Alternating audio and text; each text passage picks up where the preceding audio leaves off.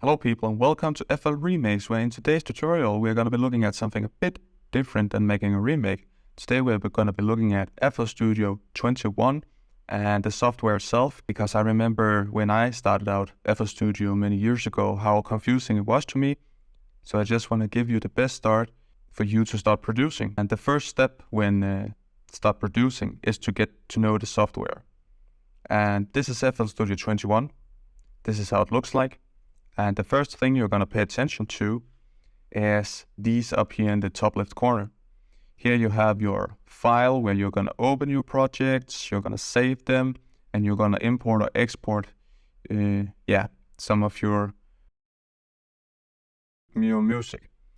You have the edit, you have the add to add more plugins, patterns, view, options where you can control your MIDI settings. You can go and configure your audio. You can go see the file folders. You can set the theme, which is new for FL Studio 21. You can see the project info. And yeah, just some general settings.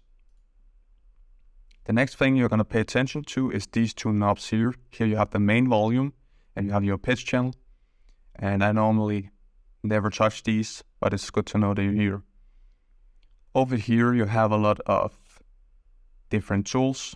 If we pay attention to this first section here, this is where you can play your song or pause it, or tap this red button to record.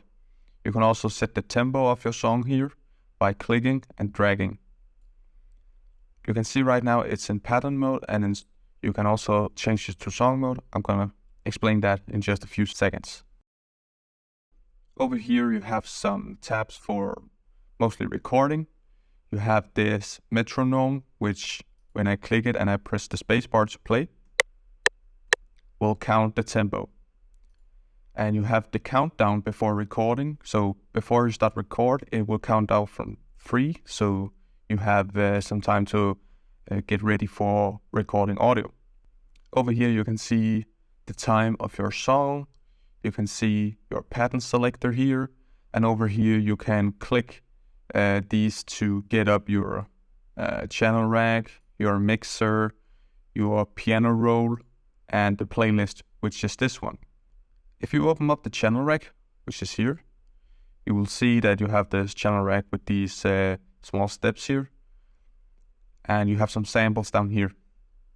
If you click this, you can see the sample that's placed here.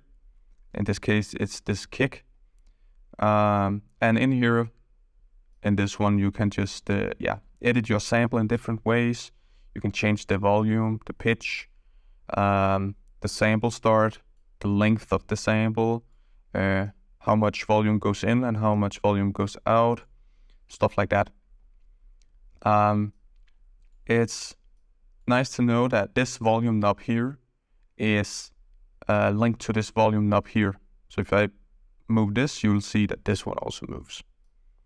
So yeah, you also have the pan, which sends the signal either left, right, or center. And that's also linked to this knob up here, like that.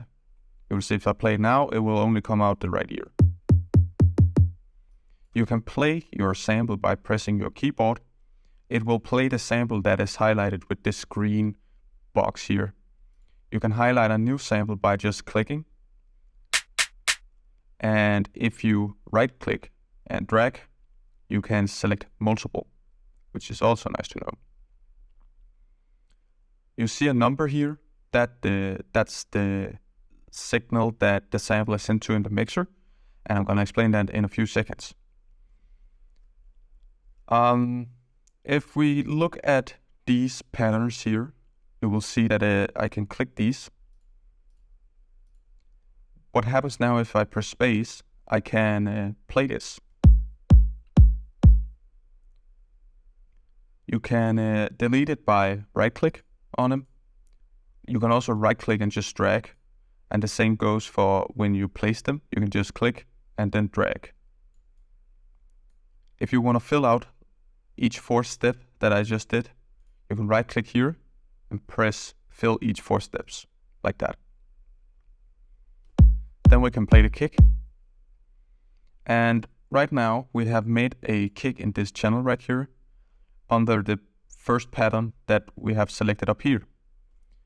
And you can move these patterns up or downwards by clicking and dragging upwards.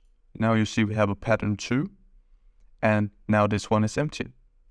Then we can make a new melody or beat. Let's try and make a clap in this case, like that. If you go back to your playlist here by clicking either these up here or just clicking on the playlist, you can select the first pattern and then take the draw tool and click on the playlist, and it will place the kick. You can also take this paint tool and then click and drag, like that. Then if I go to the second pattern up here, I can now place the clap. And that's how you actually make your songs, or do the whole placement of your song. So now we have the kick here, and then the clap comes in here. And it's important to know that this pattern and song mode here, if I change this to pattern now, it will only play the elements that is in the channel rack. So if I press space, and if I change this to song, you'll see this green kind of arrow pops up here, and that means that it's gonna play what's in the playlist now. So that's the difference between the pattern mode and the song mode. You can change the name and all sorts of things of these samples by just right-clicking and then just like rename. If I just want this to be named kick, I can just make kick. And this color here I can also change like that. And then, then you can kind of give your project a sort of color theme from the different elements you have. You can also change the name of the pattern up here by right-clicking, rename and color. This was the clap. I'll just change this to like some random color, and you'll see this is now called clap. And you can also access your patterns out here and then just take them and drag them in like that. You can also change the names of your track out here by right-clicking, rename and color, and then just call it whatever you want. You can also auto-name the clip from let's try with the clap here, because we called that clap. And it's just gonna apply the same color and the same name. If we go to the mixer, this is where you're gonna apply effects to all of your samples and sounds. As I said, this number here determines where your input in the mixer is. So right now this is on 1. So if I play this kick here, you will see that it will pop up in this first insert. You can insert your sounds wherever you want by either dragging this, right-clicking and say type in value, or if you highlight it with this green one here, and then you just go to whatever mixer channel you want to insert it into, right-click, channel routing, and route select the channels to this track, or Control L, it will tell you out here. When I've done that, I have now applied the kick to insert 10, and it also changes up here. What I can do now is I can put in some effects, whatever effects I have. Let's try and put in a reverb just for the sake of this tutorial. And when I play the kick now, you'll see it has this reverb effect applied to it. And you can either replace these effects or delete them. It's important to notice that there is a separated channel from all these channels. It's the master channel. This is what you're gonna use to apply the same effects for all of your mix. And by default, all of these channels here are sent to the master channel. You will see down here that this one is linked to the master channel down here. So just leave that alone. If you're stuck in FL Studio, it's also important to notice that whatever you hover above, like this one, FL Studio will tell the name of whatever you are hovering above up here. So if I move it to the playlist, you can see this knob here is the view playlist knob, which is quite nice to know. Out here you have your samples, and I might have a lot of other samples than you'll have, as I've gathered them throughout many years, but out here you can find your samples, you can click, you can drag them in here into the playlist. You just hold and drag like that, and you can place them. You can also place them in the channel rack. You will see that when I drag them to the playlist, they will automatically be placed in the channel rack, but you can also drag it up here and place it. And it's important to notice that if you place it in the channel rack, it will have this green line, whereas if one of the samples are outlined with this green box here, that means you are going to replace the sample with the sample you have now, like that. Up here you have some different tools that I mentioned. You have the drawing tool where you just place your samples. You have the paint where you can drag them. You have this where you can delete them. You can also just, if you're in drawing or paint mode, delete by right-clicking on the samples or the pattern. Yeah, just right-click and drag to delete. Then you have like the mute, which when you click on different stuff, you can mute it so it won't play. The slip tool lets you like offset your pattern like that. The slice mode makes you cut your elements into smaller parts. You can also, when you're in drawing mode, you can see I can drag this, snapping in the ends of the pattern here. Select mode, just to select this. When you have selected whatever, let's say you want to copy it, you can go to drawing mode, press shift, click and drag, and that's how you copy. The zoom mode, it's just like if I want this to be my playlist, then I just do it like that. If you want to zoom out again, you can click this icon up here, and when you hold it, then you can drag downwards or upwards to extend it in the Y direction. And this one up here, if you click it, you can like drag the whole window. But if you right click it, you can zoom in or zoom out in the X direction. Last, you have this playback where that mostly works in the piano roll. But when you click on these patterns, it will just play whatever in that pattern with this playback mode. If we just go back to talking about the channel rack, you will see if we take the kick that when I've selected this kick by having this green box here, I have some different options up here. I have this graph editor. Here I can change the note pitch of the kick. I can change the velocity, how high or low it is. The release, so if you want a short release.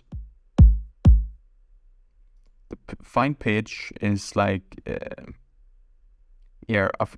a bit finer than pitching with this. The panning, the left or right signal. And stuff I never use out here, but it's good to know that you can always access this graph editor like that. You also have a swing knob, which will create like some swing to your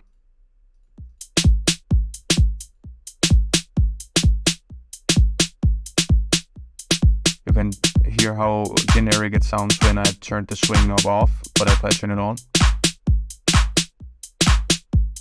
it gets like some groove. For instance, this kick here will loop itself when it reaches where these are grayed out, but if you want to extend the pattern, you can just click in here and it will loop from here on. So you can see when it's 4, it's gonna loop here.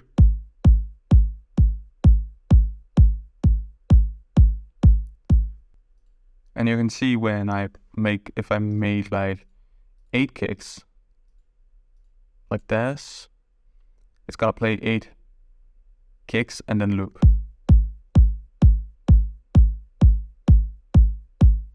like that.